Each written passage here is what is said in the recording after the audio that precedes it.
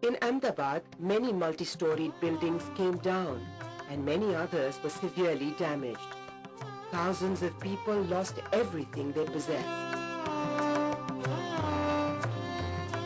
Shikhar, a cooperative housing society, was one of the worst affected. Shikhar's 4 10-storied apartment blocks were home to over 150 families.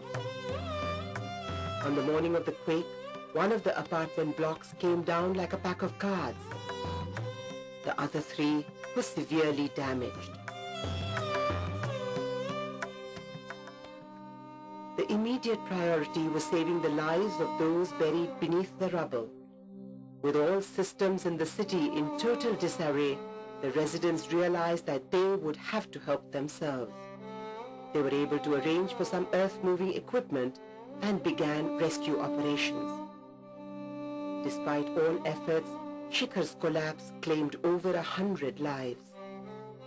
Even as the battle to save lives continued, some of the residents realized that there was another issue of great concern. This was a legal matter that would affect their ability to rehabilitate their lives. સંપૂર્ણપણે નાશ પામ્યો. ભાગમદોડ થઈ ગઈ, અમે મૃતદેહો શોધવામાં વ્યસ્ત થઈ ગયા હતા. થોડાક ટાઈમમાં અમને વિચાર આવ્યો કે સોસાયટી બિલ્ડર્સના હાથમાં છે, અમારા હાથમાં કંઈ લીગલ કરવા માટે કોઈ સાધન છે નહીં. તમે સૌથી પ્રથમ સિનિયર એડવોકેટના ત્યાં ગયા, સોસાયટી કેવી રીતે ટેક ઓવર થાય એના માટેની સલાહ લીધી અને એના મુજબ સલાહથી ચાલ્યા અને 10 દિવસમાં સોસાયટી અમે હેન્ડ ઓવર કરી. સામાન્ય રીતે જે સોસાયટીઓમાં બિલ્ડરોની કમિટીઓ હોય છે અથવા તો સોસાયટી ચેરમેન સેક્રેટરી જે હોય છે ડમી કમિટી હોય અથવા તો એ લોકો બહાર રહેતા હોય એમને જો દૂર કરવા માટેની જો કાર્યવાહી કરવાની હોય તો સામાન્ય રીતે કાયદાકીય રીતે 2 થી 3 મહિના જેટલો સમય જતો હોય છે. પણ આ કિસ્સામાં ઝડપથી મદદરૂપ થવાની ભાવના સાથે એક જાહેર નોટિસ આપી અને દિન 7નો સમય એ લોકોને રજૂઆત કરવા માટેનો આપેલો. આજે ગેરતપુર ભાગ્યલક્ષ્મી વિભાગ 2 જે શિખર કોમ્પ્લેક્સના સભ્યો અમારી સમક્ષ જે રજૂઆત લઈને આવેલા અને આ જાહેર નોટિસના સંદર્ભમાં અમે એક જ અઠવાડિયાની અંદર એમની કસ્ટોડિયન કમિટીની નિમણૂકની માન્યતા આપેલી અને એ માન્યતાના આધારે તેઓએ વિવિધ જે સરકારી કચેરીઓ અને ઓથોરિટી સમક્ષ એ લોકો જઈને રજૂઆત કરી એમને યોગ્ય મદદ મેળવવાનું એમણે કામ કરેલું. The government surveyed all buildings and classified them on a scale of damage from G1 to G5. Buildings with minor damage were classified G1. Those totally destroyed or requiring demolition were G5. Those buildings classified as G4 had suffered extensive damage but assessed to be safe to live in after repairs. Compensation too was linked to the category of classification. While the classification of the collapsed Shikhar tower was beyond dispute, the remaining 3 severely damaged blocks of Shikhar were classified G4. The residents of Shikhar strongly felt that the buildings were beyond repair and would always be unsafe to live in. They filed a writ petition in the Gujarat High Court appealing that the categorization be changed from G4 to G5. અને રાતે બધા ભેગા થયા અને નક્કી કર્યું કે ના આનો રસ્તો કાઢવો પડશે. અમે ઘણા સારા માણસોની સલાહ લીધી પણ કોઈએ અમને કંઈ બરાબર જવાબ આપ્યો નહીં અને અમે અમારા મંતવ્ય રજૂ કર્યા હતા કે હા તમારી બરાબર વાત છે. અમે રાતોરાત પત્રિકાઓ છપાઈ અને બધા ભેગા થઈ અને સેટેલાઇટ 4 રસ્તા પાસે રાણીના બાવલાની જે ધારણા માટે અમે બેસવા માટે જગ્યા નક્કી કરી રસ્તાની ઉપર કે જેથી સવારના પરમાં આવતા જતા બધા લોકો અમને જોઈ શકે અને અમને મદદ કરી શકે. અમારું કોર્ટ હિયરિંગ ચાલતું હતું G4 ને G5 કેટેગરી માટે.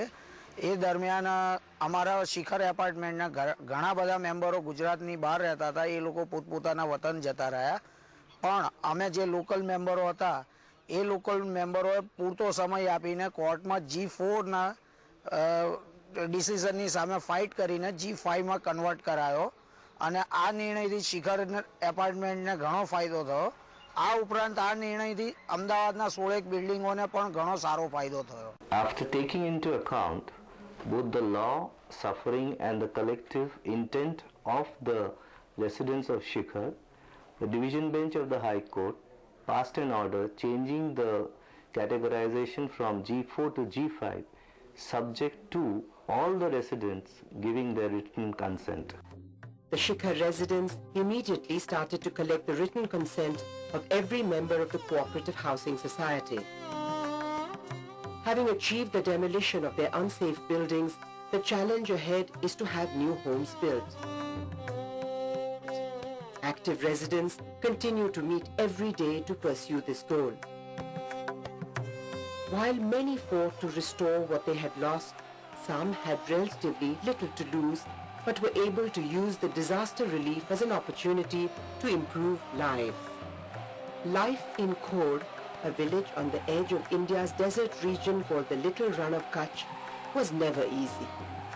The people of Khod are mainly salt pan laborers eking out a bare subsistence.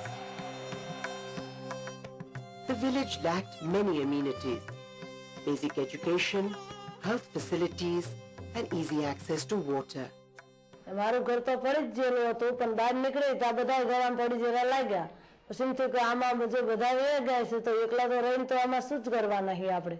તો બહુ જ બીક લાગી, એટલે અમે વરડમાં ઢોરે જઈ અને બધા ભેગા થયા. પછી એમ થયું કે અહીંયા તો રહેવાશે જ નહીં, આંસકા તો આવતા જ તા. પછી બીજલભાઈ કે તમે જો બહુ બીક લાગતી હોય તો 2 મહિના બાદ સાપરા વારો અને તંબુ વારી અને તમે અહીંયા રહ્યો. એટલે ગામમાં મેડા ફરવા 45-50 મકાન પડી ગયા હતા. કેટલા બધા ગામના બધા લોકો બહાર હતા. પછી બધા ફરવા માંડ્યા, કોઈ માલ હાની નુકસાન ન થઈ. Khod was offered help from several quarters, but the residents had no intention of becoming passive recipients of aid. The challenge was for the community to decide what they really needed and to negotiate with the donors as to how they could achieve their goals. ગામમાં meeting કરી, ભાઈઓ બહેન બધાને ભેગા કરીને વાત કરી કે ગામમાં જે ધરતીકંપમાં મકાન પડી ગયા છે તે નવા બનાવવા માટે આ ટાંકો તૂટી ગયો છે એ માટે બધાએ સહકાર આપવાનો. બધાએ આ પાડી અને પૂરેપૂરો સહકાર આપ્યો. બધાએ 10 દિવસે એક માણસ ઘર દીઠ આપ્યો.